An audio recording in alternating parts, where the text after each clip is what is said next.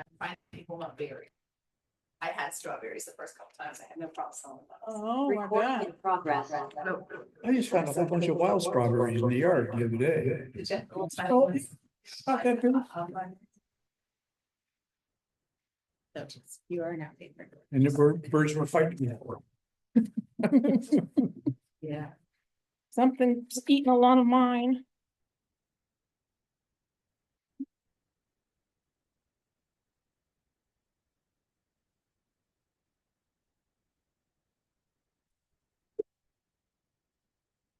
You have there.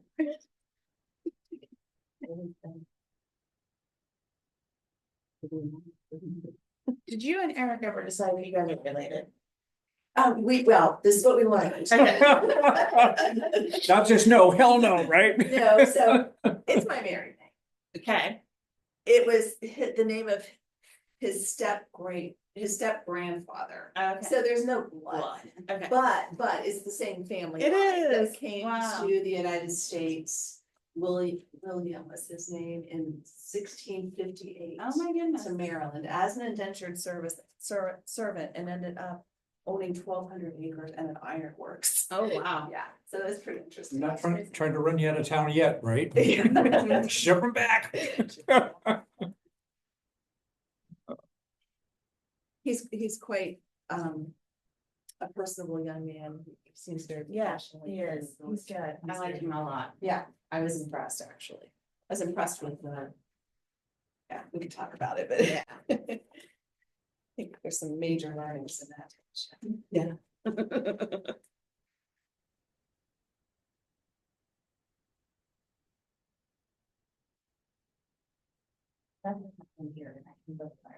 Oh, or on vacation. One of those. And what about Chris. I haven't heard from Chris. Okay, so we've got 3 minutes. Do we want to go ahead and get You started? say, is it the engine house? Or is it on vacation? He's either on vacation or The engine. at the engine house. I can't remember My which. dad one. was a shingle picker for 50 years. My dad was a fireman too. On the job as a fireman? Just down the road. Oh. Oh, he's out of town. Sorry, that's what he said. But I have his report. Excellent. So I was thinking we're gonna have 2 from me, 1 from Jeff, 1 from Dutch, 1 from Alice. Mhm. 2, 3, 4, 5. Yeah. So I was just thinking time-wise, if we want to just limit the amount of time, Yeah. probably. How many? She has pizza to pick up at 7. Oh, well, there's that. Oh, I said it a little after. Okay, well then, an hour and a half. I think if we'd start with 15 minutes per, I think that should be enough. And then if we have follow-up questions, maybe just limit to the 15 minutes and then hold questions to the end if Yep. we have enough time. Does that sound good? Works. Do we want to do it by date? June 4th. When did you do yours? Dutch? I don't recall. Okay, well, I've got it. some Couple weeks ago. weeks ago.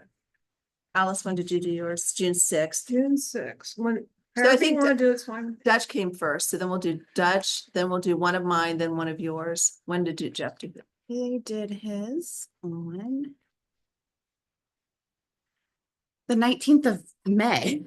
Okay, Wow. Yeah. so maybe let's go with that one. Yeah, first. let me share my screen then so that I gotta enable sharing over here. So give me one. I didn't do an electronic version.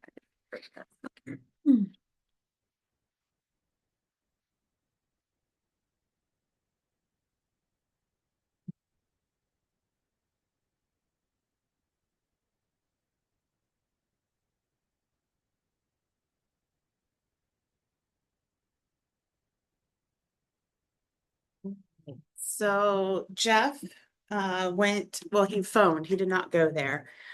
He talked with Kyle Roush from Grove City regarding Beulah Park, and then also I have a report on the Pinnacle as well. There's Chris. Hey Chris, how are you?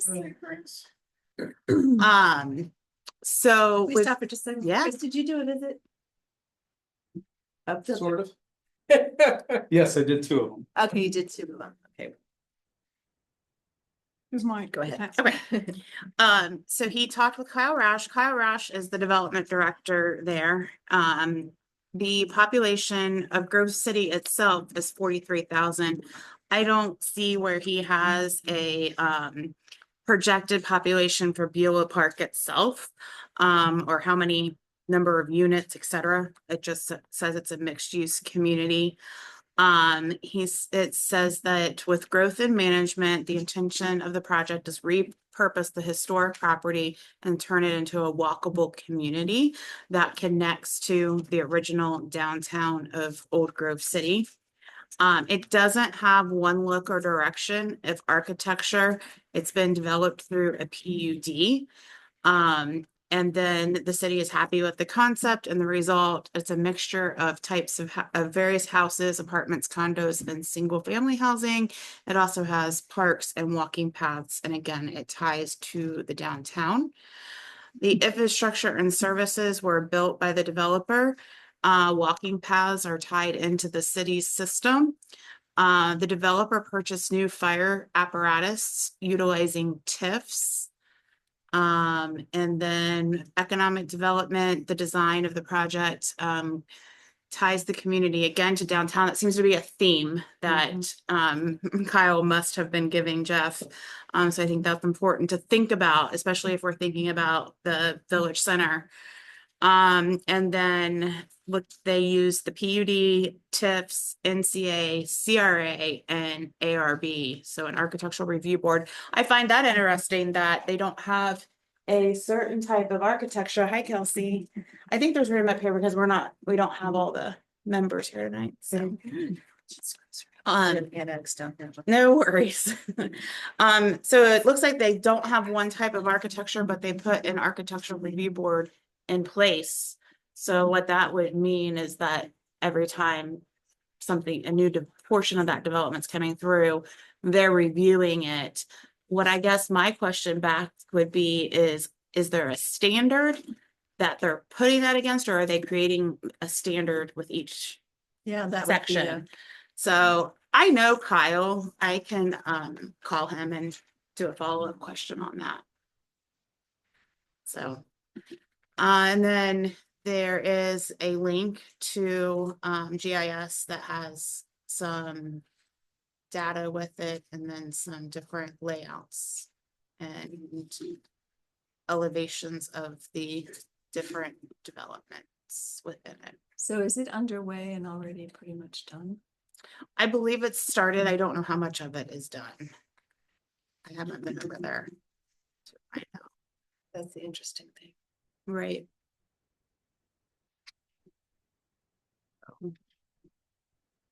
Maybe you said, but how many units? Is it one That's what unit? I don't know. He didn't put in here. He didn't ask that, so we could probably click on here to see if it gives us any information. Nope, that just takes us to their GIS, so that's not going to be helpful. So I can do some follow-up questions. I can find out number of units. I can find out how they handle the architecture. Yeah. They don't really have an architectural spin, do they? Well, that's what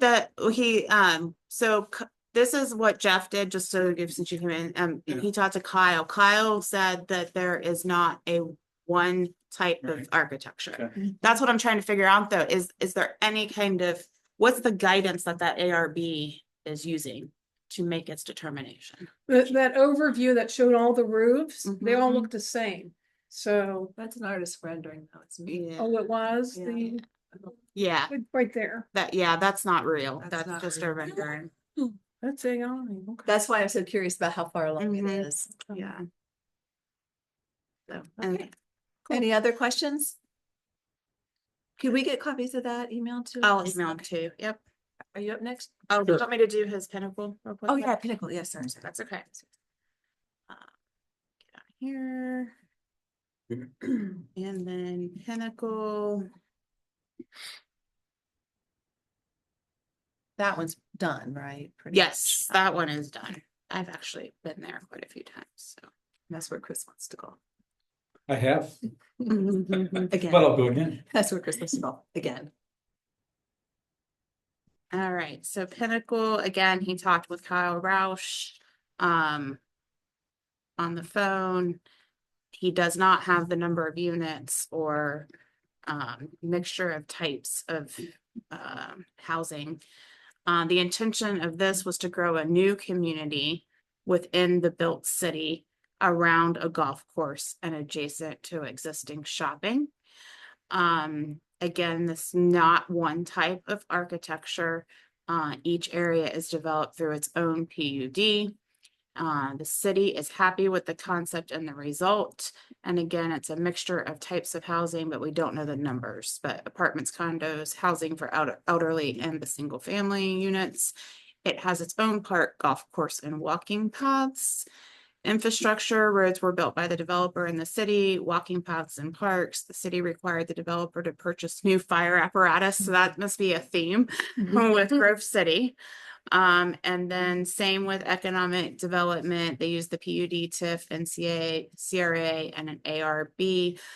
This one has some lessons to take away, using the idea of a developer with guidance from the city so that it benefits both parties while providing housing that is in great need.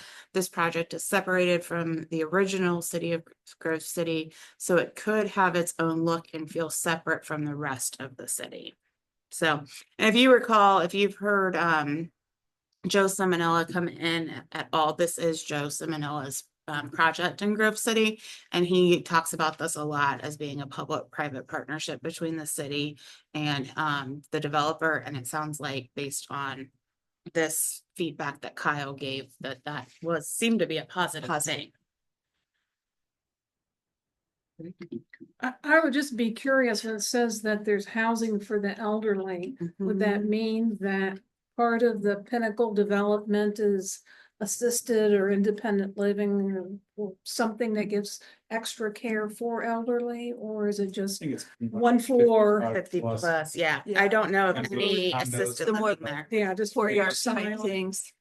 Yeah. And, you know, I've got a few friends that live in those, and we're moving to Pinnacle because they got a 55 plus community and access to the golf. And access to the golf course. Okay, any questions? Very good. Okay, gotcha. All right, so Karen and I went to the village of West Clay. They were very friendly. As you can see, they gave us This is Map awesome. I'm of so the, excited of about the this. place. Now, he didn't offer me the color map. It was on the wall, which, Oh, next. Right. Right. Mhm. so I'll pass this around. And the other thing they gave us was this book that they published, the first 25 years of the village of Clay. That's awesome.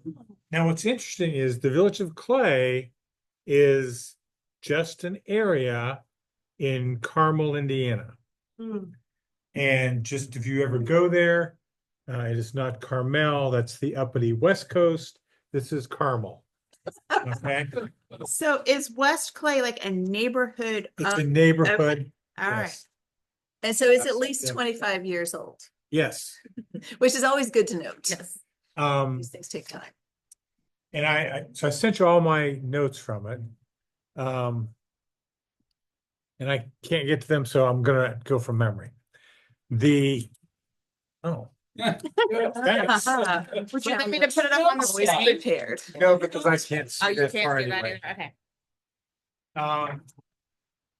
The community consists of about 5,000 residents. And it's mostly on 3 to 5 acre is ours. The first paragraph here, I was telling him about what Harlem's going. Okay, then in talking about his development, they were a planned urban development. They had about 5,000 residents on 780 acres, about 2,000 homes. They have mixed housing types. They have apartments up to $3 million homes. Now, he very clearly said, don't confuse apartments with affordable living. The apartments are $2,500 a month, Very comparable. okay? The commercial center is in the center, is in the central part of West Clay. And it's no more than 10 minutes walk from any place in West Clay. We spent some time in the commercial district afterwards. And we ate at a little restaurant there. And I saw 4 or 5, just in the little piece we parked and walked, which was only maybe 2 blocks. I saw 3 restaurants, and driving in, I saw a chiropractor, a pediatrician, where they've got some other medical facility. The one thing they don't have that they really want is a veterinarian. And hopefully a veterinarian that also offers dog grooming. Can't imagine this community cannot attract. Right? Well, the problem, the issue they have right now, they have no commercial space left. They have a waiting list of people who want to open Good problem something to have. in West Clay. West Clay has an Ace Hardware on the fringe. It's not in the central district. The one thing you can't get in West Clay is you can't walk to a grocery store. And they do not have their own police and fire because they're just a neighborhood. They arranged with Carmel to build all the streets and all the sewer. So Carmel funded all of that. Carmel takes care of all the snow removal. In this little town of 5,000 residents, there are 10 parks. Most of the parks have a pond of some type. There are several playgrounds, and we saw one of the playgrounds, and it makes what I grew up with look like someplace in the middle of Columbus, surrounded by tenement buildings. I mean, it was really nice, which I would expect if I was building a $3 million home. I would look for that kind of. They said they have 3 community centers with pools and tennis courts.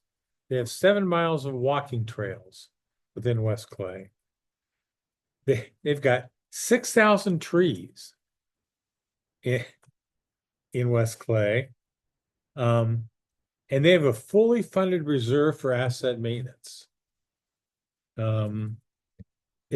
have about 100 million in assets that Village of West Clay The manages. village maintains $1 million in assets. Yeah. So who is this you were talking to?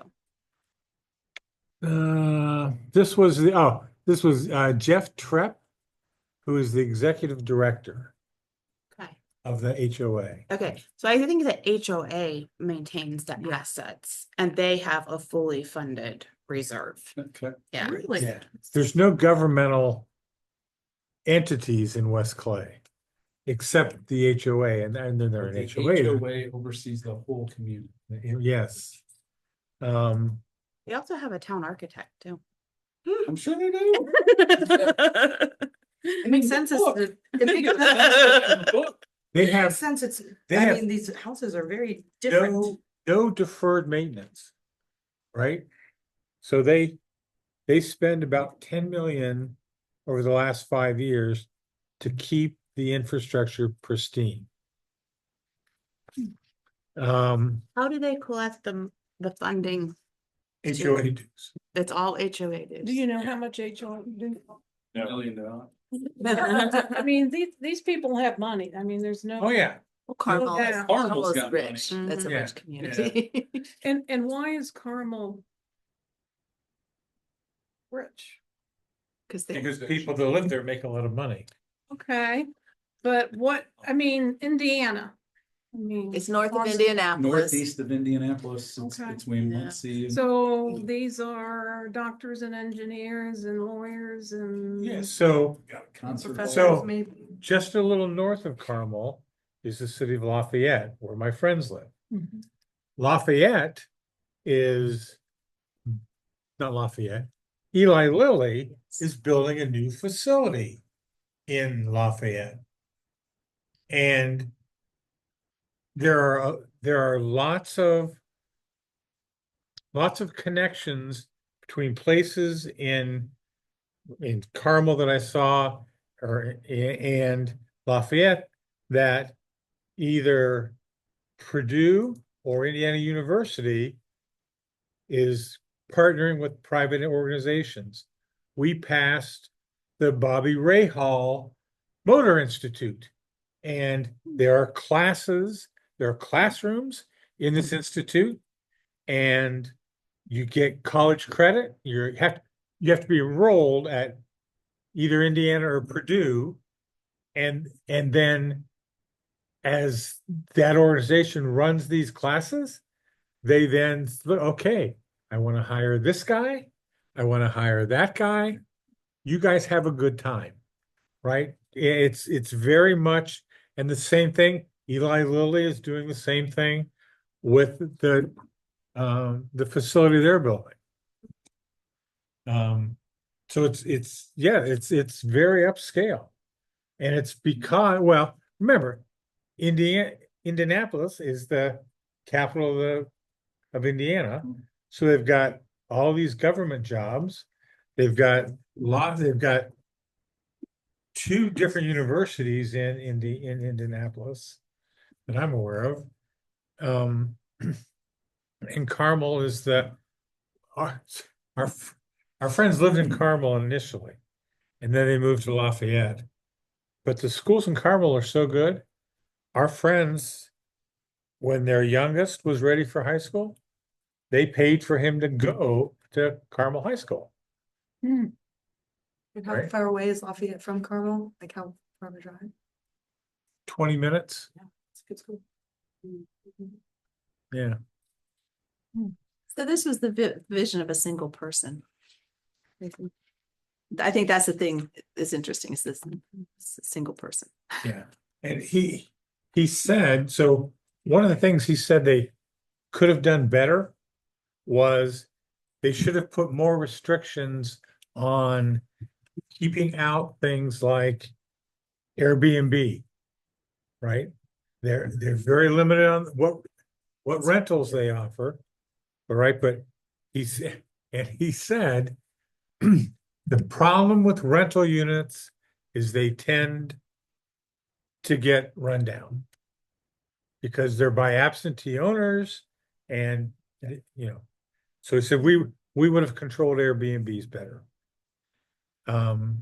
There are 4 different architectural styles allowed within the community, all from 1880s to 1920s. So we have Victorian, we have Craftsman, we have those sorts of things. Yes.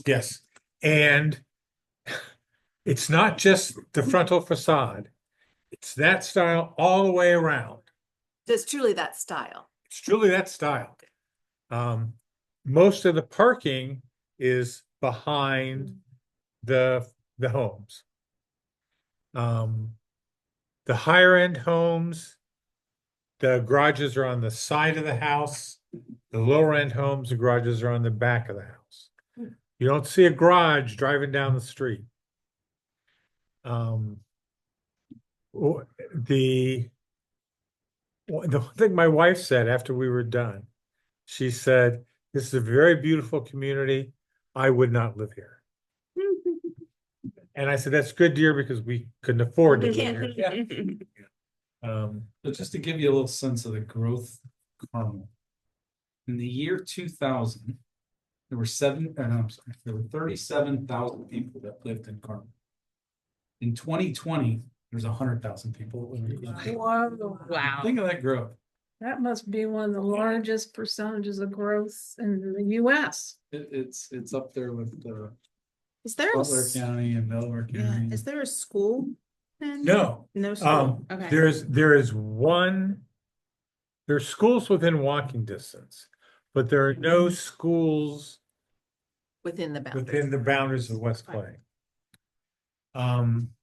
As there are no police and fire within the boundaries of West So Clay. all the money goes to maintenance of beautiful properties. Yes. And so I was talking to one of the people I work with, they said, oh, well, I'm sure it's not a very racially diverse community.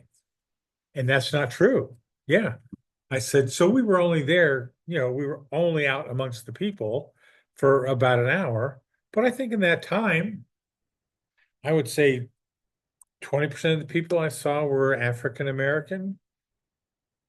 10 to 15% were Asian or Indian. So yeah, it's not, it's not just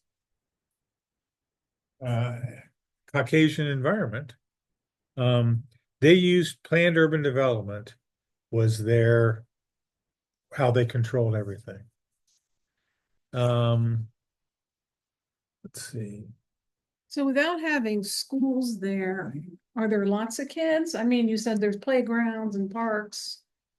Or is there a Well, smaller? So we were amount of there in the families with middle of the children? day. So I don't know Okay. if the kids were someplace. I mean, we saw lots of kids in the restaurants, and I mean, there's a Greek pizza place, and there's some. I mean, I would have liked, hey, let's come back here for a couple of days and check out all the places. Let's see. What they do differently, they'd restrict rentals and Airbnbs from the start to avoid investor-driven turnover. So how do you do that? I'm not sure you can. I'm not sure you can. Might be able to I- put I think restrictions. within the Put in HOA, there. You can do, yeah, but that can be challenged. Might be able to put restrictions on them being owner occupied short-term rentals. You can restrict short-term rentals to certain parts of your community. Yeah, and you can do that too. So they might have an area where, I'm just embroiled in the situation He where said I am right now. he said they'd possibly set aside more land for commercial use, because right now demand exceeded supply. The next big thing is a senior living facility. Because it's been there 25 years. The people are aging. They don't want to leave the area, but they want a senior housing option. There's probably not many opportunities for redevelopment quite yet, though. No. Right? The cultural identity is a big, important part of their organization. They host events like concerts, festivals, and tree lightings to build the community spirit. Fire and ambulance response times are under 5 minutes, so they don't have any within the community. And all schools are located adjacent to the village. Very walkable for elementary and middle school students. Let's see. So I find it interesting in here, it talks about the density. And it says that the overall density of the project is 2.2 units per acre compared to the maximum of 1 unit per acre, which is what they were using before they went into this process. And then it says that there's higher density, but it does not tell you what that density is for where the area where they have the apartments. I've studied this project. I believe if you take the number of units over the whole 700 acres, I think they're about 5 units per acre, like overall. So, I mean, I saw the apartment buildings. And then I can't remember if there's 2 or 3, but they were like 4 stories tall. Okay. And I'm sure they're not cramped little room, 2-bedroom apartments. I'm sure I have a friend that just moved into a new apartment in the village of Ada, Minnesota. She has a 1,800 square foot apartment. That's bigger than my house. So question, so I wonder about if they had sewer available or if that came as part of the development? No, that came as part Part of of the this. development and Carmel Carmel paid development, for that. yeah. Okay, so. Are you sure Carmel paid to put it in? Are you sure the developer didn't pay to put it in and then? No, he said Carmel provided the streets and the sewers. Interesting. I don't know how everything works in Indiana. So, yeah. This was, they were very pleasant, very open. I mean, it was a nice visit. So why would your wife Not not one. want to live there? Because What's the story? there are certain architectural styles. And Okay. you have to have that. One of the things he pointed out, it says, if you notice, every window has what looks like small panes of glass. Yep, and you don't have to be individual panes of glass. You can put the plastic things up that make them look like that. That's fine. You cannot have one full big piece of glass. That's very Florida. That's not the look we're going for. Interesting. So, So we've got great big windows. I yeah, watch the birds, I watch the deer and all that stuff, and yeah, you're gonna have to put, And there's sidewalks and curbs and yeah, sidewalks. beautiful curbs. landscaping. Does anybody cut their own grass there or is it all I HOA? don't. That's a real question. Yeah, Tom. Probably not. Tom, I don't cut my own grass. well, I, My neighbor is a landscaper. so And you conned him into it. Yeah. well, I said, our tractor was broken, right? We were working on getting it fixed. The grass was getting high. I said, hey, what would you charge me for this? He said, I'll make it worthwhile. And he did, and I can't afford to gas my tractor for what he's Wait, charging. That's I mean, excellent. and it's because, here's the landscape company. Here's one of the houses he owns. Here's me. Here's the other house he It owns. just has to go through your property. and- Yeah. Good stuff. Good stuff. So who's next? Chris, do you want to go next? Sure. Okay. All right, so I did 2 phone calls. Was not able to track down till Monday Evans Farm. So I did Jersey Township and I did New Albany. So Jersey Township so Rob Platt was the gentleman I talked to, the township administrator. Yeah, that was a pretty interesting conversation just because Jersey Township's it's a lot of similarities. I mean, obviously they got more development than we've got. With New Albany and everybody around them, but like the whole rural-esque component and just a darn smart guy. So we talked a lot about, so 161 bisects north-south the township. They've got a CETA agreement with New Albany, kind of a planned. New Albany can annex up to Mink Road, but then they can't go past Mink Road. It's like, hey, we're gonna agree, you can go this far, but then you're not going further. It sounds like it's currently a 3-year agreement. For what New Albany annexes, the revenue that they get back more or less covers money that they have for their fire contract, which they share, and I'll get the notes here, but also for roads and bridge maintenance. Small community, 2,600 people. That Mink Road south of 161 is obviously all of there, but it's been a lot of the expansion with Google, Amazon, Facebook, and everybody that's over there. From a rural perspective, they want to preserve their character, but they've got, they got Johnstown that's a little predatory to the north. They got New Albany to the west.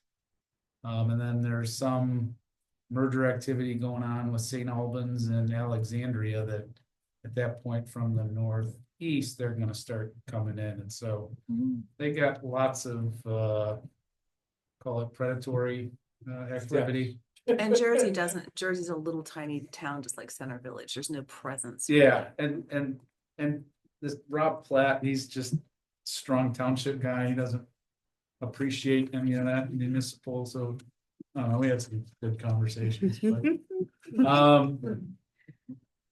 we talked about their comprehensive plan. Sounds like they worked, Holly, with you guys in 2021. Getting ready to probably have to update their plan here soon. He became the full-time administrator in 2022 after the last plan. They got 4 different overlays for development in what they do control with, defined land use activity. I asked him, just what recommendation would he have for somebody like Harlem that's probably 10 years, 15 years behind what they have recently gone through. And but he is very pro New Albany, pro finding a municipal partner in order to help maintain your independence. Classified Johnstown as a money hungry municipality that's He's not trying my to person. suck out as much money as they can. Johnstown has a lot of problems. And then New Albany, and more or less, it's like not a plan. They're just seeking money to help Yeah. fund their problems. And then New Albany, he really says is a good partner. And he more or less says New Albany's got more resources than Licking County does to help him out. So he more or less leans on New Albany more than he does the county, or like dual uses them. Let's see, just a couple more facts about his agreement with New Albany. Has a contract with Licking Regional Water and Sewer District.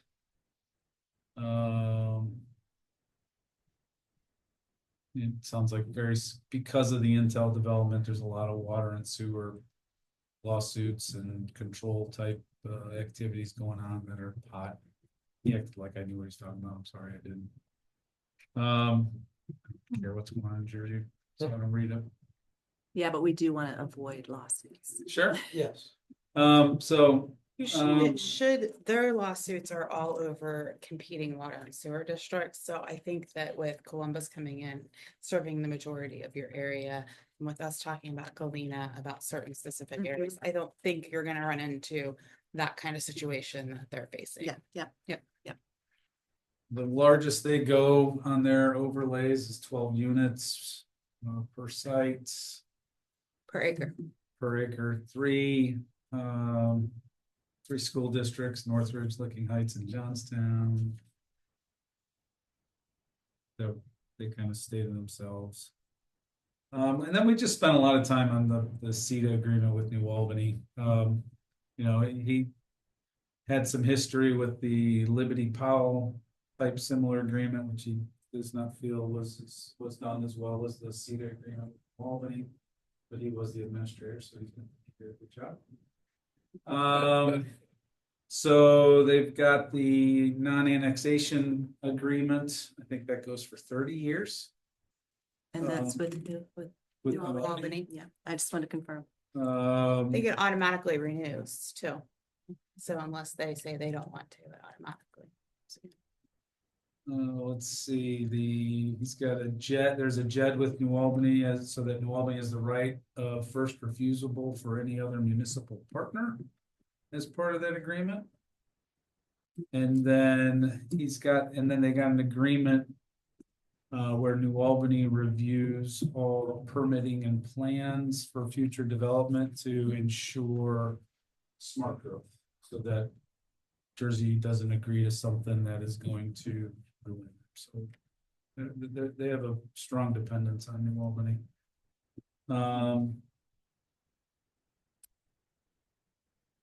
Let's see, come up with a plan that controls your development and service agreements with municipalities to avoid annexation. We talked a little bit about that. That's about it. Did he talk about historic Jersey at all? One more time. Did he talk about historic We Jersey? did, because we spent a lot of time about brand identity, and we talked a little bit more about just this CETA agreement with New Albany. And I just asked him a bunch of different questions to understand it, but I'm confusing it a little bit with the conversation with New Albany, but I think their agreement was, it's difficult when you've got such large corporate bodies like Intel and Google and Facebook and everybody coming in and land grabbing and developing, and it's not like you can control their standards. You're along for the ride. I And would it's say- happening at the state level. It's Right. not even happening Right. at the county. It's more or less state agreements that you're more or less just happy to be invited to the meeting to sit in the back row. Yeah. I just mentioned the historic Jersey because Kelsey and I worked on the historic plan for historic Jersey, and then they have a Community Improvement Corporation, CIC, that the township puts money into. Yeah. And then they can also take money from, entities, whoever wanted to participate in that CIC, they can purchase property. So they have already purchased a couple of the historic structures down there. Like a land bank, like we've talked about. Well, a little bit different because the CIC actually will own it and then improve it. So the land bank usually, more of at the county and working with them to clear it. But this is an actual CIC that has somebody from the township on the board. It's a part political, it's a quasi-public, quasi-governmental entity, part corporate, part government. And really allows you to do some unique things with a downtown center area. So I just want to make sure everybody understands that is a tool that's out there for some of maybe your Community improvement. corporation. It's a great tool. Yeah, I've used it a lot. Yeah. It's great. It's a good way to control destiny. yeah. And it's the CIC making the decisions and doing the money. So it's not, they can transfer land and do things a lot easier than what like the township trustees can do as a public entity. But they also don't have to worry about taxes, I believe, too, right? So. Correct. They're Correct. a Mhm. Tax exempt. nonprofit, Mhm. Yeah. Yep. 501 something. Or I think it's a something else. 501, yeah, I don't Something think it's a else. 501c3. We'd have to listen. Some sort of tax. And then I'll be honest, I struggled with the conversation with New Albany, just from a fit to what we're trying to look to do and. Man, so talked to Chris Christian. We spent some time on, because obviously you think of New Albany as the Georgian Victorian.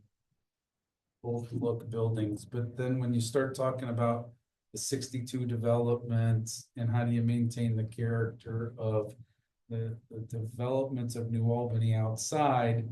So they have design standards for each of the areas that they are developing.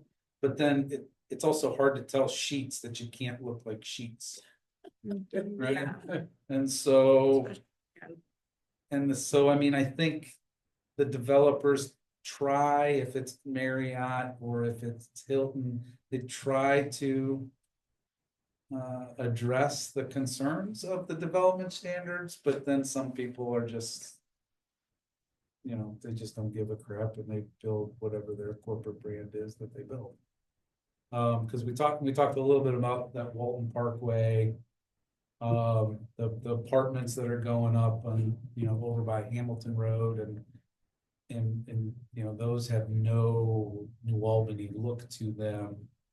Whereas Are those New trying- Albany though? Aren't They're those not, they're Columbus? Columbus. They're They, Columbus. and New Albany will always compare that. They'll always say, look at Hamilton Road. Right. It's Yeah. not what we want. We want this. Yeah. Yeah. So anyways, they try to have that naturalized, ruralized flavor, but they're struggling as they continue to grow. And again, for them, a lot of the growth comes to them through the state, right? And so they're wrestling a little bit with those that come from the state is a lot harder to control than those that are occurring in markets that they control or the parts of the town that they control. So what kinds of things are state driven?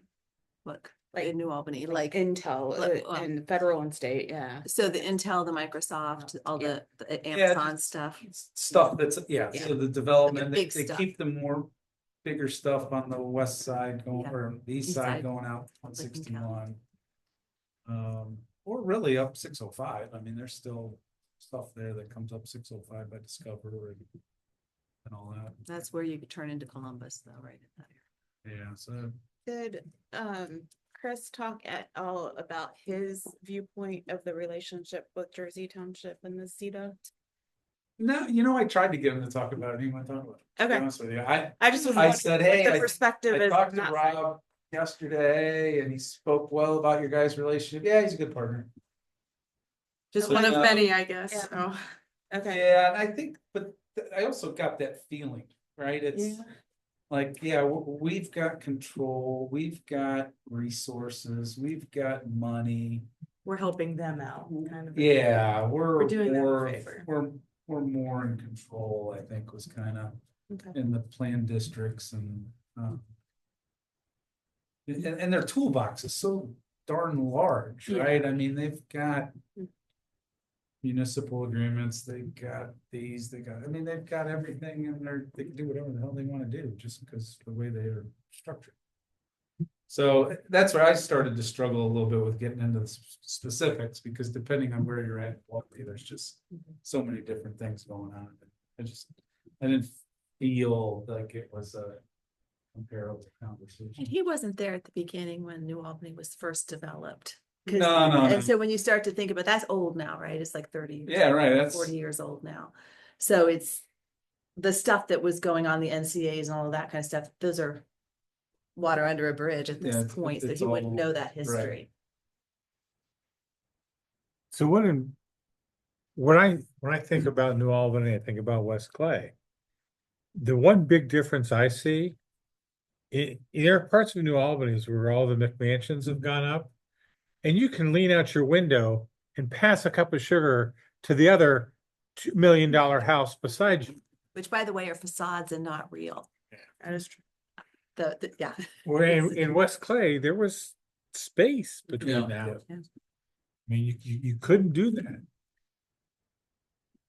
So there's true quality and there's an appearance of quality, kind of, I think. Which is different. In terms of the development, were a lot of the housing stock existing, or was it a developer that came in for a subdivision and they just had really high standards so that they delivered on that quality? In Clay. Yeah, in West Clay. Yeah, I got the impression that you don't have a lot of choice. There are these 4 styles. Mhm. And if you don't want to do one of these 4 styles, you don't live here. Not your place. To answer your question, I'm pretty sure it was a blank slate. It was a blank slate.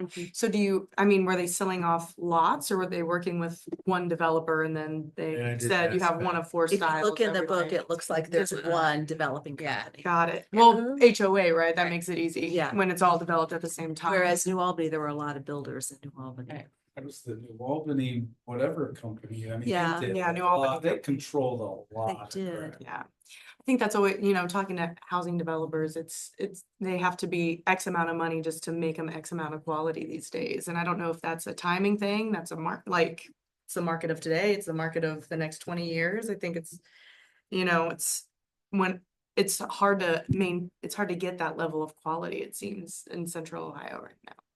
Just because it doesn't make sense. And you don't have craftsmen anymore. I mean, there was a time when all our homes were built, there were woodworkers and, I mean, people that knew their craft and did their craft, and you don't see that anymore. I'd say New Albany though, I mean, when I was with the Ohio Health, we tried to build something in New Albany. And we could never get by the New Albany development. From a price point perspective. Right. And they were just Tough. encumbering and expensive. You mean personally or with Ohio Health? When I was with Ohio Ohio Health, Health, yeah, okay. yeah, they were, I found them very difficult to work with. That was 20 years ago. Anything else on New Albany? So I asked him if he had any, because again, we talked about kind of what we were looking. So they had my little note here, hold on. Community authority, so they have a community authority that they use, but again, most of the bigger projects come from state funds and large projects, and a little bit less authority of the community authority, just because of the way they're structured and their growth. So I asked him just if he had any suggestions for us to build our brand, to reach out, because we got into a conversation about how do we get the whole township involved in the work that we're doing. And so we talked a little about, so he's like, create your brand. And his recommendation was to move away from the traditional planning in the communication. Did you ask him to expound on traditional what- planning lingo? Well, just stay away from the acronym, stay away from the, Don't talk about JEDs and TIDs. No, and yeah. TIDs. I mean, talk about the purpose, talk about the vision, talk about the, the non-governmental development stuff as you're looking to build your brand. Other than that, have a defined comprehensive plan. But when you're looking to attract, because I said something, I forget, I wish I could remember. But it was just about participating in committees. And he spun it around from because I said something like, if you ask me to take a survey about joining the steering committee to help the community, help the community grow over the next 10 years. I'm like, I'm not filling out that survey. It's not attracting me to. Right. So then he rephrased it from a visionary perspective to say, and then click here if you have any interest. And again, took away from the strategic planning committee, Yeah. just the creative use of your words. Mhm. But at the end of the day, their toolbox is so darn large, broad, and well supported by the state. And been around a while. Those are I think that's really important because we're where New Albany was 40 years ago, Sure. right? Yeah. Or let me think, maybe closer to 50 when we think about it. So that's a long heritage, long time to build that up. And I don't know, we have a Lex Wexner investing in our I don't know if we want one. community. Well, now that we know a little bit more about him and His buddies. Well, and on that Well, note, no. I think we'll move to Alice unless you have anything more, Chris. All right, good. And I'll write it up. Thank you. No, it's I think excellent. I gave everybody a copy. Thank you. Chris. And if you want it electronically, I'll send it to you, but I didn't put it out there yet. Here, I stepped in a little bit late. Can I grab? Do you have an extra? Oh, yeah. Thank you. I went off the radar, off the list for Pataskala because I thought it was an interesting community. And I'm just gonna kind of go through my report here and ask questions as we go along. I contacted or tried to contact the mayor, the 7 council members, and the director of planning. I was only able to reach the director of planning, Scott Fulton, who was very nice, and I set up and met with him in his office. Just to give a history of the area, it's very interesting. Pataskala today, as you probably know, is Licking County, Ohio. It's a city of diverse makeup with a large land area of approximately 28 square miles and a relatively low population in comparison of 18,346 as of the 2023 census. So huge area. A lot of it is still very rural.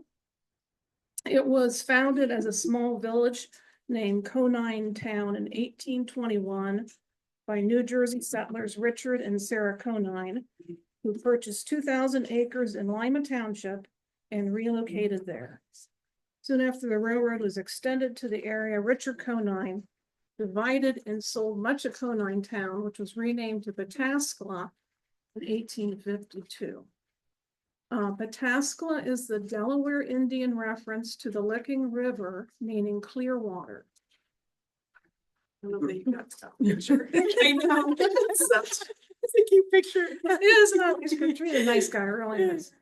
The city of Pataskala, and stop me anytime to ask questions. The city of Pataskala, yes, How many square miles is Arlington? 26. 26. Oh, wow. Okay. So it's about the same. Very similar. yeah, and we're both kind of squares. They kind of have where the original village kind of juts out. But otherwise it's a square, and it's because of the way they combined Lima Township and the original village of Pataskala. The city of Pataskala, excuse me, is a charter form of government with a functioning mayor, legislative council of 7, so 3 elected by city residents plus 4. So they have 4 wards and 1 representative for each ward, as well as a city administrator. There are also underlying departments, like most cities, who enable city function and are headed by directors of finance, utilities, planning and zoning, and public service. On June 6th, I met with Director of Planning Scott Fulton in his office at Pataskala City Hall. And what follows are excerpts paraphrased from our conversation that afternoon. The next, Can I ask a quick question? So at the time that it was laid out, it became a city because how else would it be a city now? Does that make sense, that question? I'm sorry, I was reading. Task, Well- or are you talking about Lima Township too? I'm sorry, in 19, I left out a part. That's the piece. In 1996, Got it, thank Lima you. Township, Yeah, I'm I was sorry. trying to left figure that out. Yeah, and Lima Township Okay. and Pataskala merged in 1996. 1996, okay, And then Thank they you. became Pataskala, Got the it. city. got it, And I thank left you. out that part. So thank you for bringing that up. The next page shows the city of Pataskala and its wards. The Ward 4, and I tried to contact the lady who's representative for that, could not get a hold of her.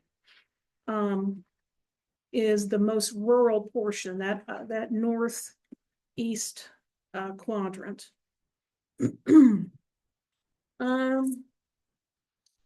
So Scott and I had several discussions.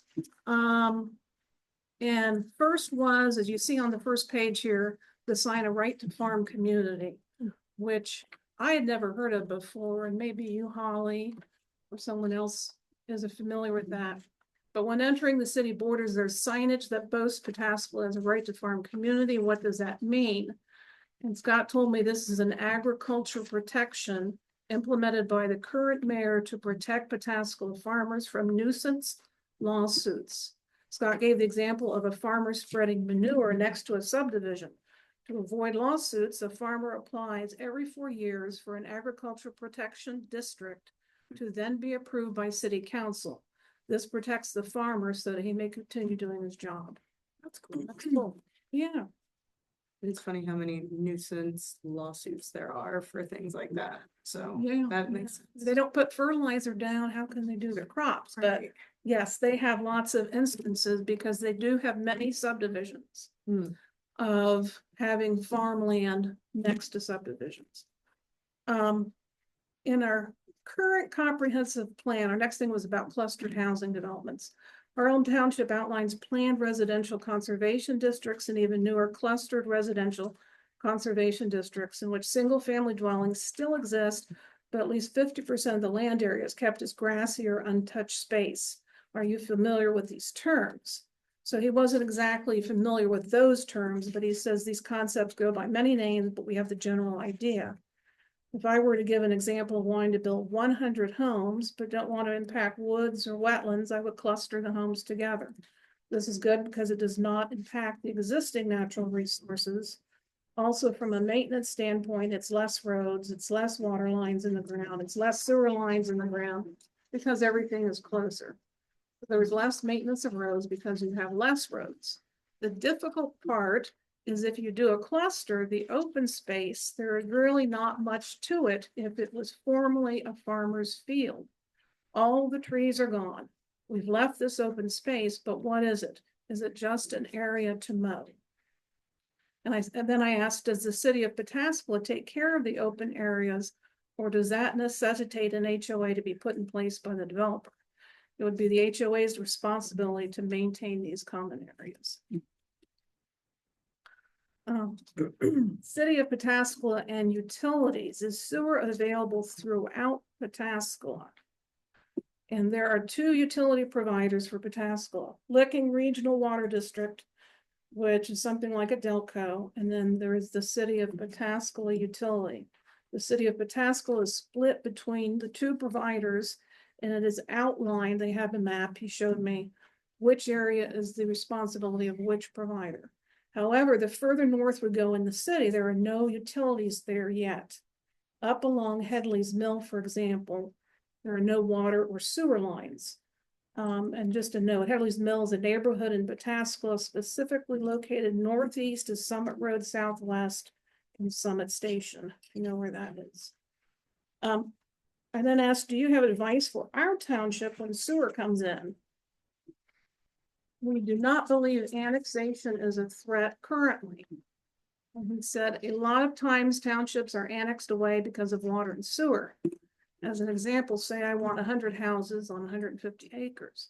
There is no way to get 100 homes on a lot that needs water and septic, so that's when a developer says he needs water and sewer and annexes in to get it. That's how you get subdivisions. I then said, my current home is located 400 feet back from the roads. We're glad that Delaware County is not currently requiring sewer tie-in, as we would want to stay on our septic system. I know that could change, but I hope it does not. And then Scott said, sometimes there are EPA regulations that can trump the utility providers' regulations. The power of the comprehensive plan and zoning.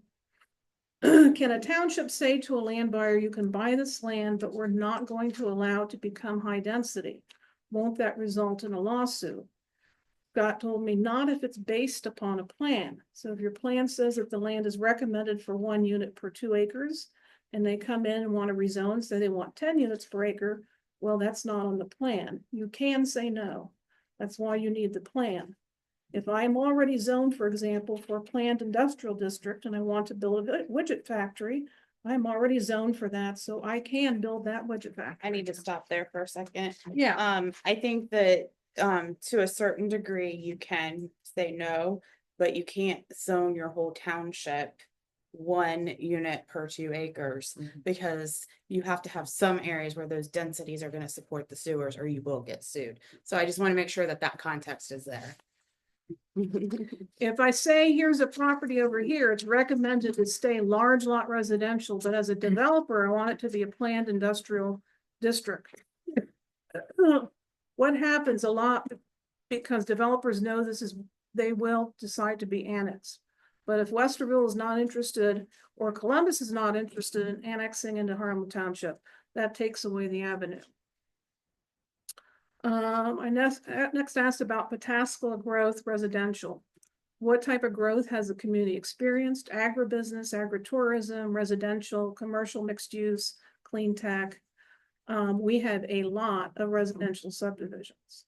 They're just finishing up Heron Manor. Heron Manor is by Fisher Homes, which I think is out of Missouri. It's nestled in a tranquil country setting and seamlessly connected to the thriving settlement in Pataskala, Ohio. And they have 1,400 to 2,900 square foot homes that go from 399K to 604K plus. Scott didn't know the name off the top of his head, but I asked what was the largest subdivision number of homes they had in Pataskala. And he said about 250, and all of the newer ones are on water and sewer. Kyle Moore, which I think he said was one of the first subdivisions built in the early 2000s, is on well and septic, and they are on 2+ acre plots.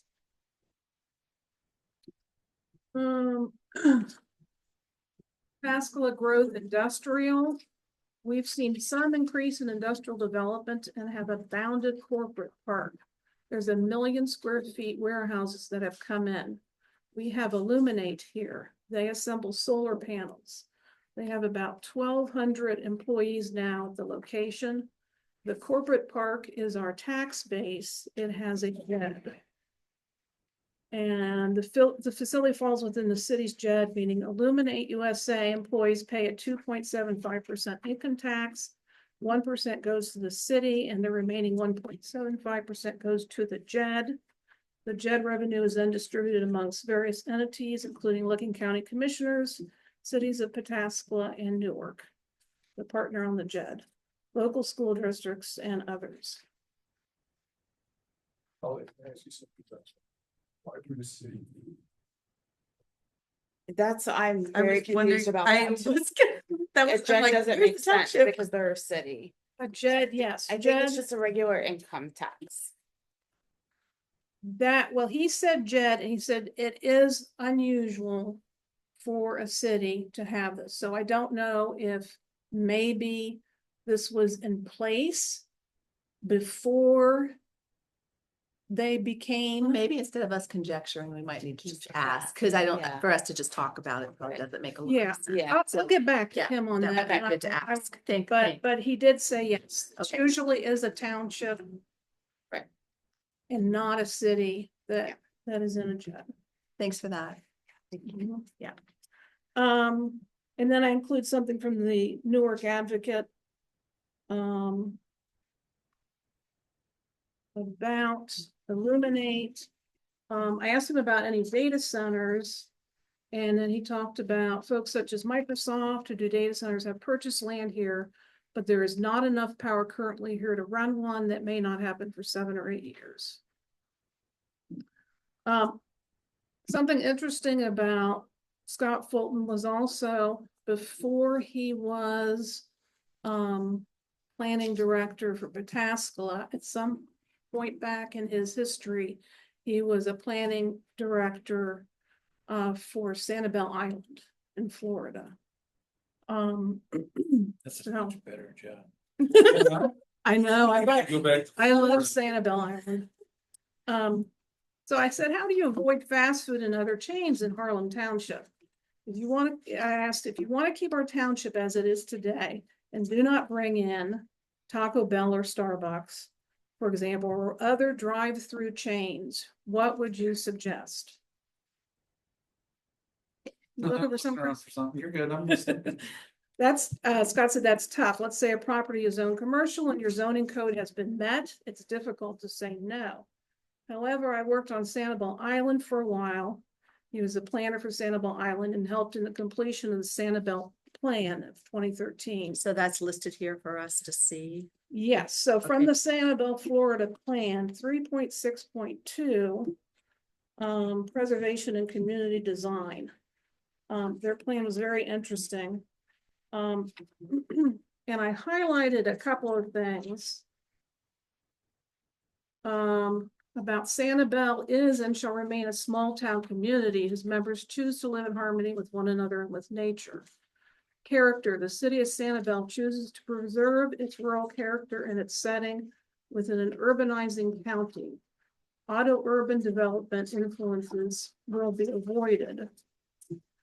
And something he told me is that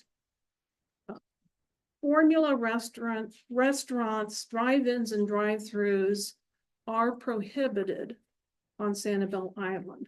So So that is in their that's plan. Flora, is Yeah. there something in Yeah, Ohio that's? well, and it goes back to that form-based zoning. So you can't keep a Starbucks out, you can't keep a McDonald's out, but you can make them design to a certain design. And then if they can make their business work within that design, you can't keep them out. And the zoning overlays that we already have in place for these mixed use areas do not allow auto-oriented uses or drive-throughs. So we have already planned. for Done what that. we could Right. do. Something that I've done in the past is make the drive-through itself a conditional use, so that way, you know, you can leave it up, you can make it harder for Yeah. a Starbucks to develop somewhere. Yeah, with the overlay districts, there aren't really conditional uses. It all Oh, goes okay. through the zoning commission, their development plan. But we've prohibited them. We have allowed for digital apps so that if or like pickup windows, so if they're not lining up and creating, you know. Like traffic Baby Bops in impacts. Westerville. Yep. Okay.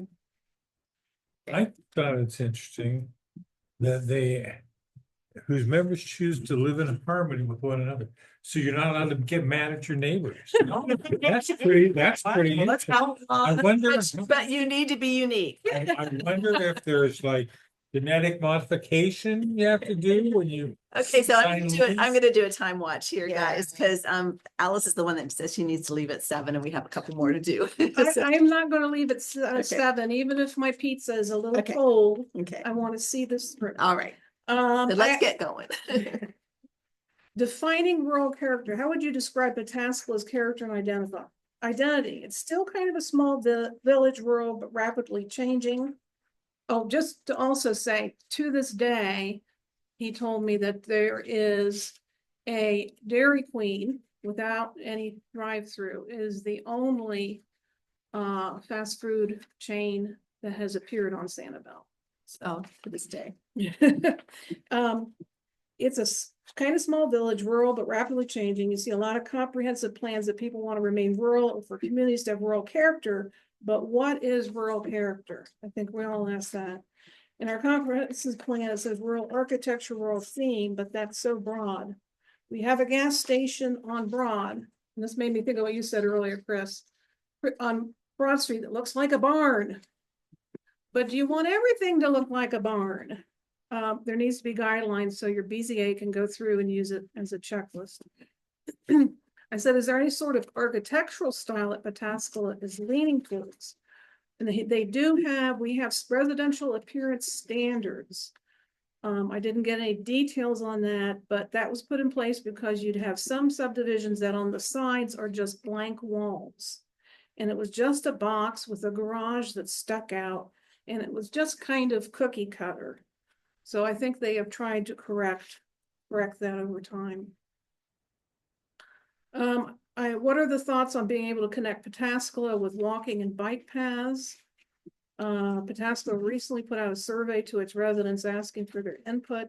Is there a commonality theme between the different areas of the city? And to answer the commonality theme, he said, we do have some. If you're going to put in, for example, an Arby's on Broad Street, you would be required to put an 8-foot path in front of your building. The problem is you could put a path in, but you can't walk anywhere. So we have provisions for these instances. And I know we've all seen this. We have provisions for these instances where you can do a fee in lieu. So if it cost you $1,000 to put in that path in front of your building, you give Pataskala instead of $1,000, and we place it in a fund to fill in a gap where people who walk on the street or in a car. I need to stop again. Townships cannot do that. Okay.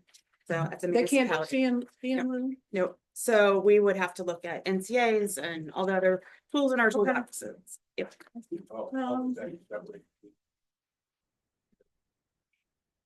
Correct. Yeah. Were there any tools or methods that help build community support or consensus on things that needed put in place for Pataskala?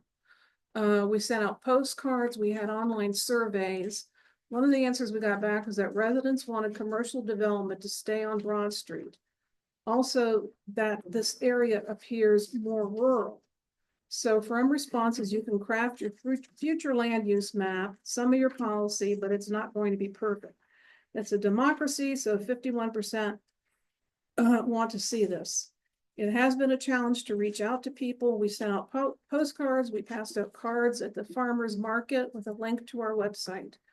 We had what he did say worked well is at the farmers market, they put up a giant map of Pataskala and provided red and green stickers for folks to put a red dot where they thought should be commercial and a green dot where they thought should be rural.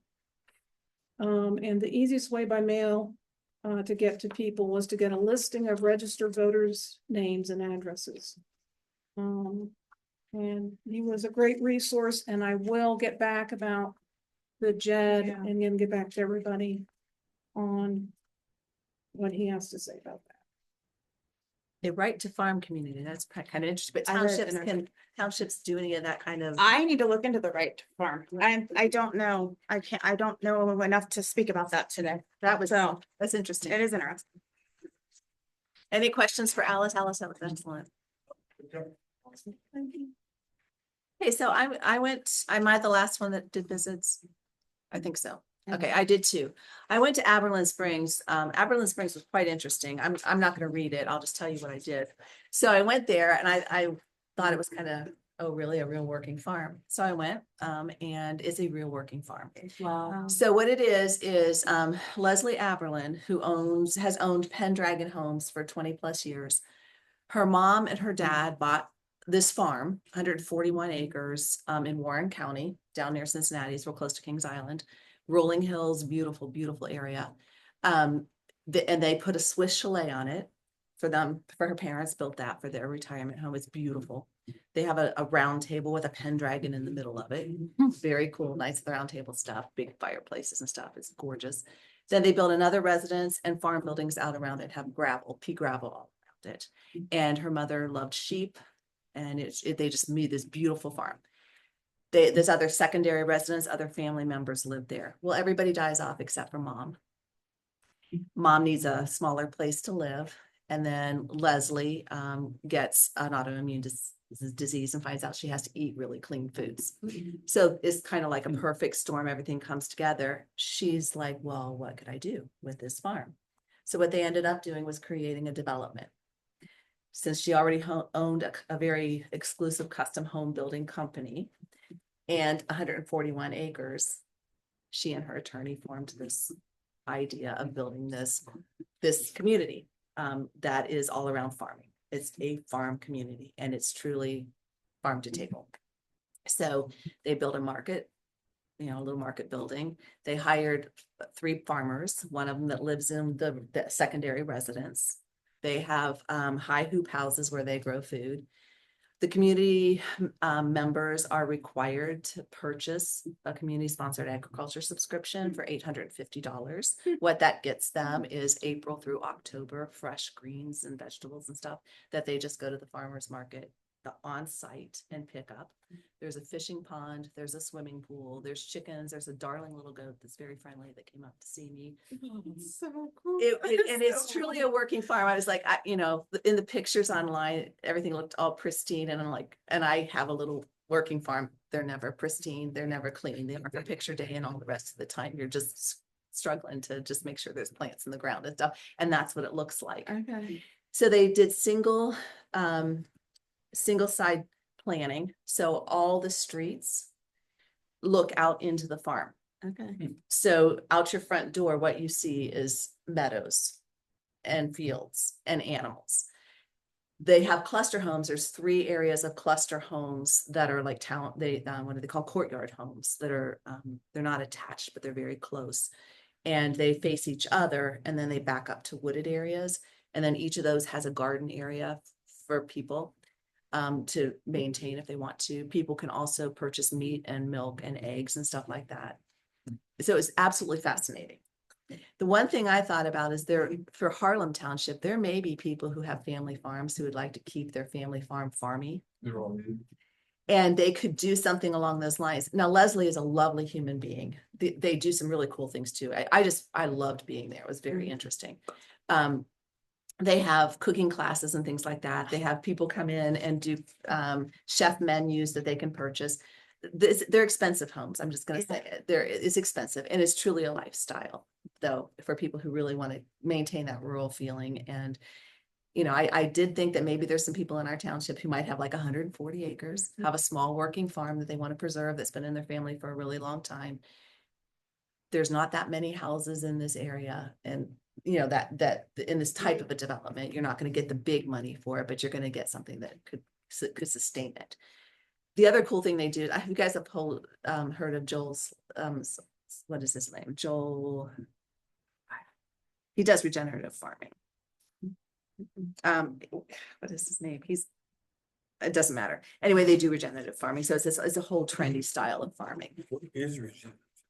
It's when you focus a lot on the soil. So I'm into this kind of stuff, right? You focus really on getting the soil back to having good nutrients in it and all that kind of stuff, so that the produce that you're producing, it's not big commercial farming and stuff like that. It's small, and then you build the soil up through returning organic materials and that sort So of thing. plowing under what you don't sow. Yeah, that kind of thing.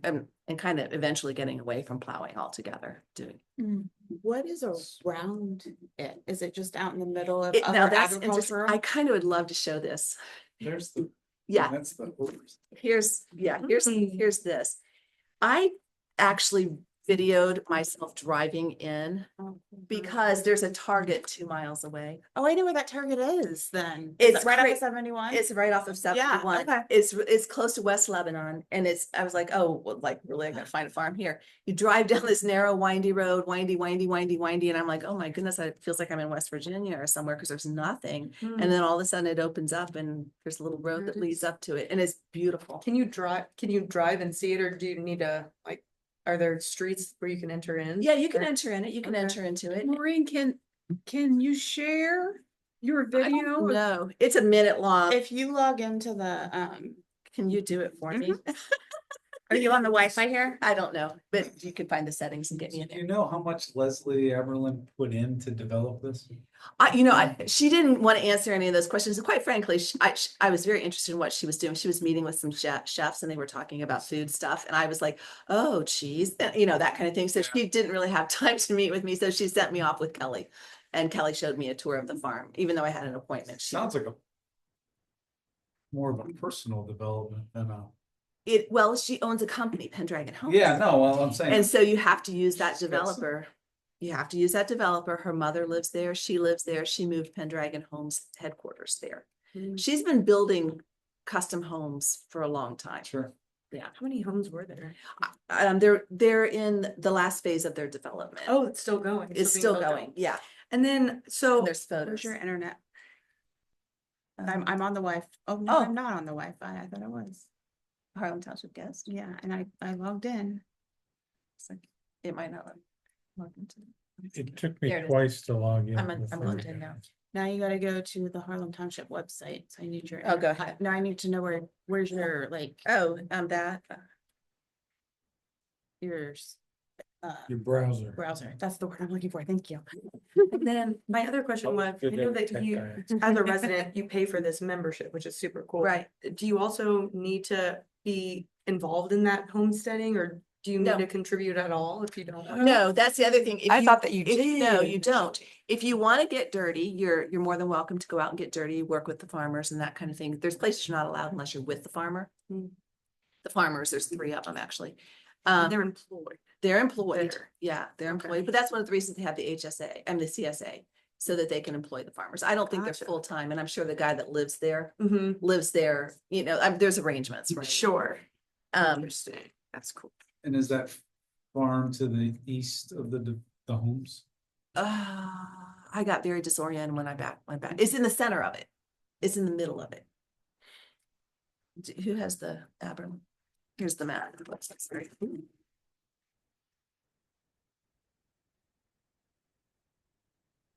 So I scroll, I wanna get below there. No, Okay. I wanna get to the calendar. There you go. Thank you. That's the- Yep. Yep. I've got some photos. The other thing is I talked to her about building materials and things like that. Mm-hmm. They're allowed to use vinyl and those sorts of things because she feels, because she's a custom builder, she wants to make sure that people have what they want. So if they want to spend more money on doors inside, they can do that. All the homes have to be approved by Pendragon Homes, so she kind of has this architectural review, if you will, so there's nothing ugly there. And they have to pretty much customize one of their You things. want me to download the app? Oh, sure. We have to be on Zoom for me to share. Yeah. Okay, go ahead. Or you can launch it from the browser too. Let's go back and do it. Oops. Join meeting. Well, I did that. It It says says it's that. invalid.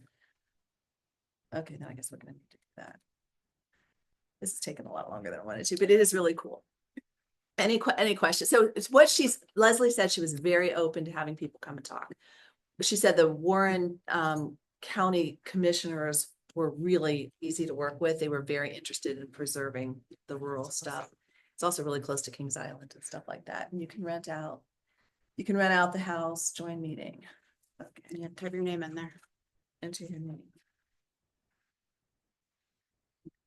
Any questions? Yeah, So the farmers, you said there are 3 farmers, are they full-time farmers? No. Or they have jobs outside They're- of? they're, ooh, that's loud. We gotta turn yours down. There's your stuff. I'm used to my computer. Oh, it's right here. There we go. All right, now you should be able to go in here and share. You have to stop sharing, Holly.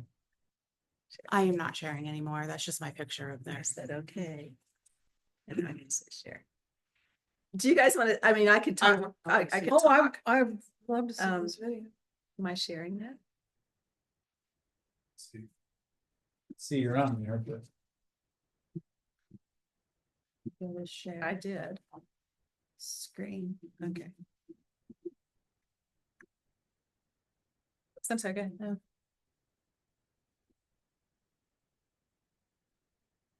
There, should be sharing now. Okay. When's it gonna show up? I don't know what I had open. I'm trying to think if there's anything else I wanted to highlight. Oh, she was asking about, okay, so how do I find the window where I share, which would be my.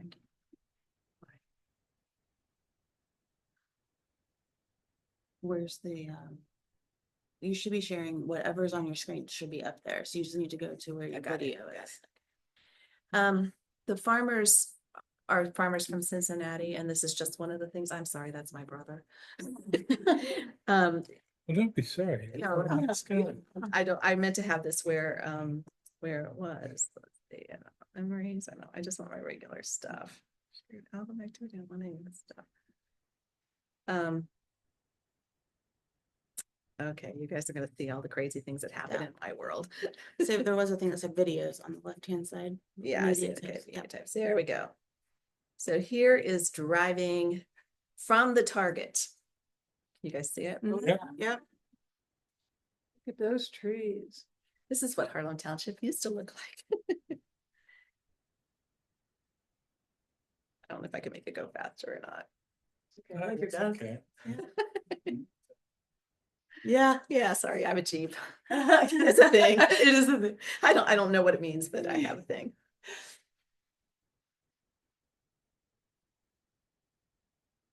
I think this is almost where we get there. Oh, I just took like, this is what it looks like. This is like a mile from Target now, probably. Are you literally driving? I'm literally and driving. videoing at the same Sure. time? You're committed to these field trips. I love it. I love it. I love it. The nice part about that is if she hits somebody, we'll see. Yeah, it's true. There's nobody on the road, guys. It's Oh, yeah. very rural. It's very rural feeling, even though Target's 2 minutes away. So the farmers are part-time, except for the one that lives there. And he's the one that does the animal husbandry. And they also have chickens out. Do they have goat shares? They probably do. Yeah, they sell meat and they sell eggs and they sell cheese. Here we come up to this. This is taken too. So if I'm interested in having chickens, am I able to? Like, could I have? No, I don't think so. Here's the sign. Gardening. Here's the sign right here. I stopped here at this stop sign and there's the sign. That's all you see. So individual homeowners could not have their own livestock. No, they can't Okay. have their own But they livestock. gardening, they can. They can garden on their property if they want to. Here's the farmyard. Here's the courtyard for the farm. Wow. Is this an that's organic fancy. farm?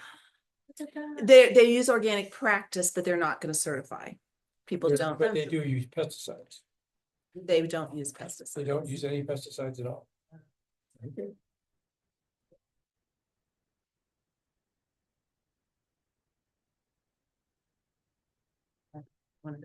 I wanted to see the houses. Okay. So here's the pigs.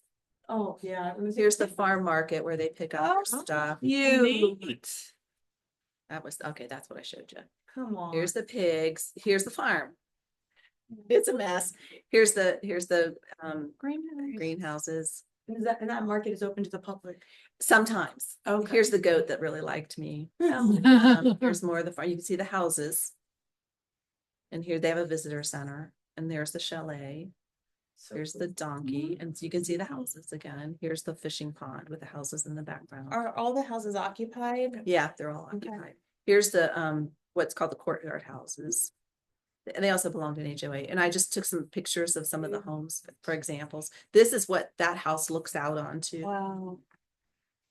And then they have these darling names for Lavender Way, which is private drive. Is the HOA in addition to Yes. the farm? Yes, it is. Access, Mhm. Yeah, so it's $8.50 to eat. to eat, Mhm. and then do you know what the HOA? I didn't ask. Here's the chickens. I think you can find that fee out pretty easily though. Are there a lot of families with children in this Yes, community? there's a lot of kids. And then this is just down the road. That's This crazy. is by Target. That's what I was gonna say. Yeah. Do you get any commotion on No, it? Or it's very far enough quiet. away? It's far enough away, that road that you drive down. And there's a lot of buffer now. There's a lot of buffer because of the hills. Mhm. But it was interesting. I was surprised. I was surprised. Let's do that with all of Harlan Township. Well, that's my question. The hills buffer it, but with it being so flat here, you could potentially have your farm and then have something next to it if we didn't like gradually zone properly Right. out from that. So I'd be interested in what that area is zoned around it. I didn't ask that, but she would have known probably Yeah, that answer to But I that. might be able to call the county and ask. Please let us know. Yeah. That'd be very interesting to know. And what are the HOA fees? I didn't ask. I didn't ask. I kind of wanted to just feel the Mhm. farm because it was Yeah. very interesting. It truly was. Did, That's a good question. Yes. So how many acres are still in ag versus that were developed for housing? It's about half and half, or you can see on the map So it here. wouldn't take many farmers for 65 to 70 acres.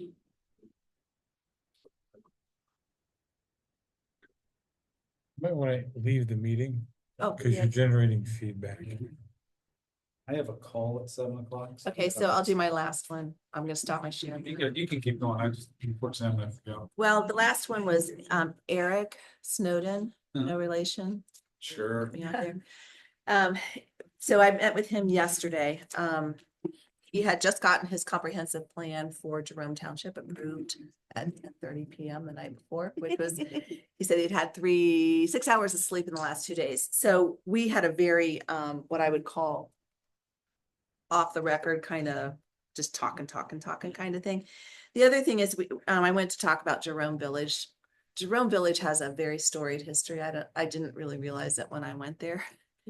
So Eric had a kind of a I'm just gonna be honest, kind of a visceral response. And I was thinking he's only had 6 hours of sleep in 2 days. Maybe we'll just leave that off the table. So I provided the storied history here in my write-up. And I think many of his things that he talked about, well, let's talk about that just a little bit. It basically, I'm looking for my notes. Find my Yeah, this one. So basically, it was initially conceived in 2006.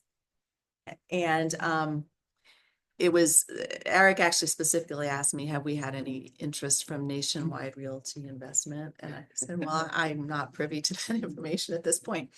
So I think that he feels that perhaps they got carte blanche to do whatever kind of zoning they wanted to do because there was a lawsuit where their development was green lighted through an agreement with the trustees in Jerome Township. Is that fair? Do you guys know any of this stuff? I know the overlay districts that are there. And I know that when they did the TIF, that the county sued them over the TIF.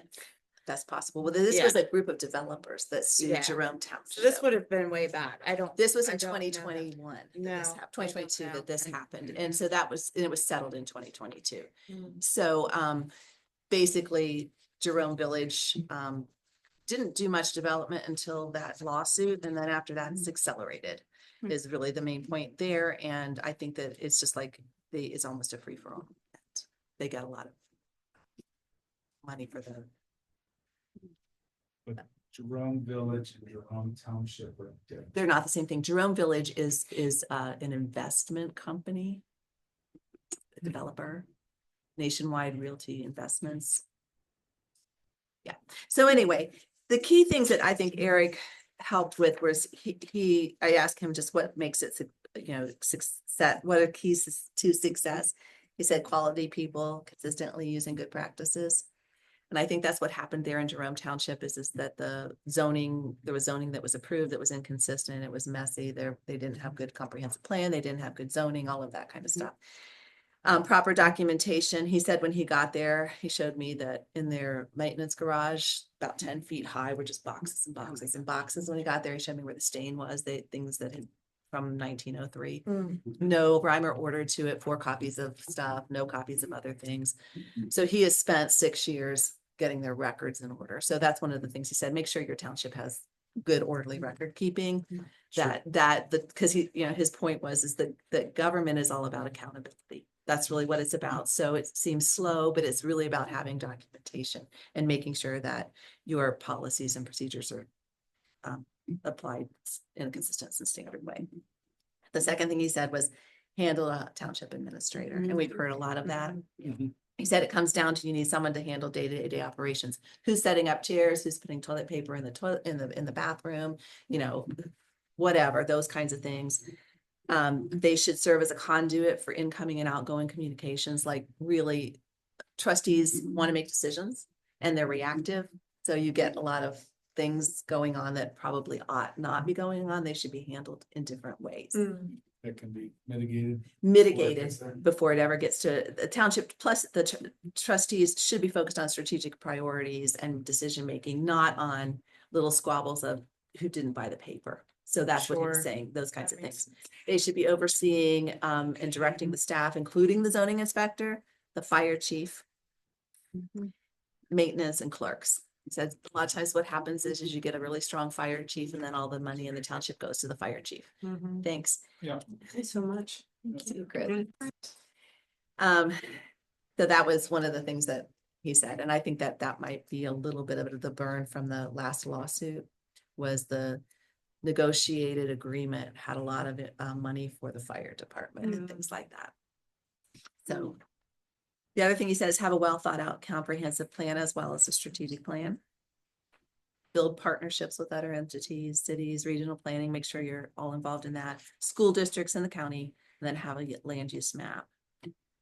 He also said, be sure to exert influence where the sewer lines are run. Sewer came to Union County and Jerome Township in the 93-ish when Honda came in, and they just ran the lines where they wanted to run them. And then it was difficult to get the development in the right places and get proper land use because the sewer was already there. And that's why,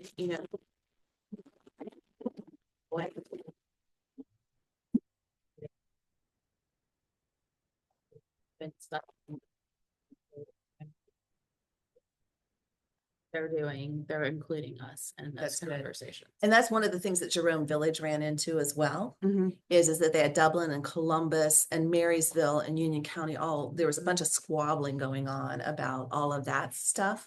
And it took years, so from 2006 until 2019 or something like that, before they could really get off. They had Parade of Homes there in 2013, but when you look at that, that's a long time. Yeah. For a developer to be trying to get things, and they approved the plan in what did I say, 2006, and they couldn't even get anything built until 2013 because of all the squabbling and stuff. So we don't want to do that, I think. No. I'm trying to think if there's anything else these are just little other advice things, and I think this is important. Follow meeting agendas closely. I didn't really realize this, but when people ask for comments from the group, if a discussion starts that's not on the agenda, you can actually violate law, and you don't want to be doing that. So he said that's one of the things that, running good meetings where you defer that to the proper person, to the proper time, instead of allowing a question to be answered, because then that starts a clock on something that you may not want to start a clock on. Yeah. So he said, formalized meetings, address each other by last name and role. I think that's really helpful. Having watched all the trustee meetings from 2022 until now, I didn't know a lot of the players. There's 3 Steves. I don't know what their role is, So saying their name and the role, like trustee trainer. That's very helpful. He's the trustee. Attorney Griggs, then we know who these people are, right? When Yeah, we're that's watching them later. And that's, I think, part of the thing that keeps people from getting involved is they don't know the players. And you have to know the You players. should as always well. identify yourself if Exactly. you are a player. Exactly. He also said that the zoning inspector should have dedicated space and regular hours at the township office. I don't know if we have that or not. We do. do. You Okay, do. I know Mike Cannon is our zoning inspector, but I don't know. Yep. And then he also said changes to zoning are best done incrementally as amendments. That's his perspective. I Rather, would agree with that. well, Yep. that's what he Yep. said. I'm telling you what he said. And I think it's because you have more historical things to tie on to. If you'd adopt a whole new zoning resolution, it can become difficult when you have a change that's going back. And I think that's probably from his experience of having zoning documentation in boxes 10 feet high up on the Mhm. wall that were 40 years old. So I think he's reactive on that. And he also said this, enforcement of building materials or hours of business within your zoning is very difficult.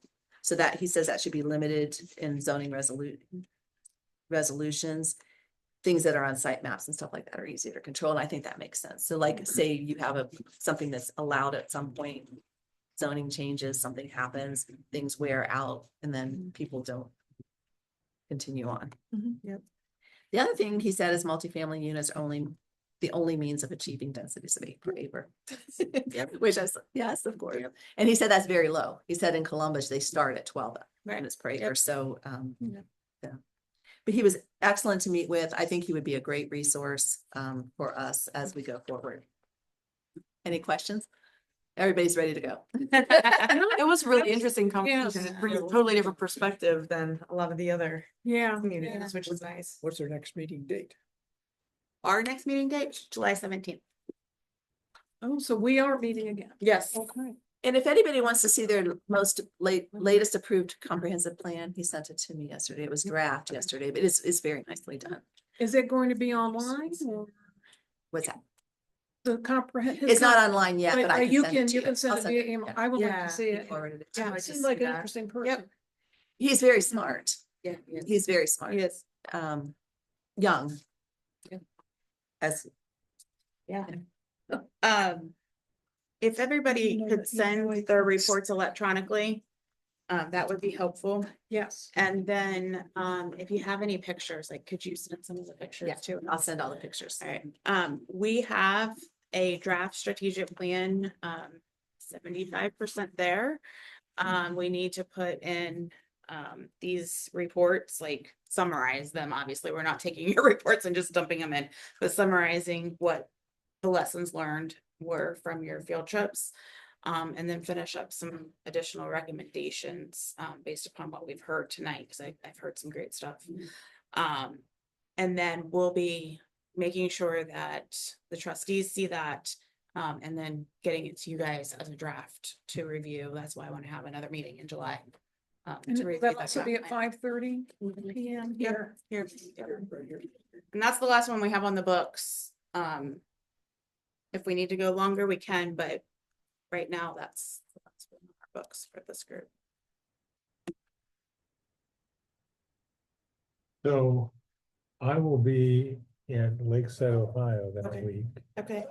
which is, if you've never been there, it's like going back to the 1950s. It's really great. Ooh. So I will join via, well, All right. I want to give these to you. You, that would be Yay. wonderful. For the- Thank you. Yeah, We'll probably get it use back. that often. We'll get it I back. don't want it. You don't want it back? Well, we, Keep it for It'll the be put to township good or use. the something. township, we'll make sure the Order. township gets it. Yeah, Yeah. this is really nice paper. Yeah. They spent some money. But we will Yeah. definitely use this. I think this is gonna be one that's gonna really focus our plan and the Aberlin stuff too. Really. And let's get I this. would like to replicate the village of Clay at the corner of Harlem and Fancher. Just, Is that where you live? that's where I live. I'd This like is to be long across as, the street from that. What are you gonna do with that landscaping business? I'm not sure that fits. Okay, I guess we're adjourned. Thank you, guys. Thank you. It's great. I guess I can give you my Aberlin, and I'm gonna give you, do you want their business cards? Yeah. Leslie's attorney's name is Maureen. I think it's her. Oh, that's funny. And this is Kelly. She's Okay. the strategic, but, she was out of the country at the time. She said she's the one that can answer all the questions on the how. Okay, There's a great. lot Because I here feel about like That is- she's very open to replicating. Okay. You take care. Good advice. So you're gonna send, everybody's gonna send their reports electronically, is that Yes, right? yes, please do that. I don't know. That might have been here. Was this here? or That's was- mine. That's. Got you. Trying to get two microphones. Yeah.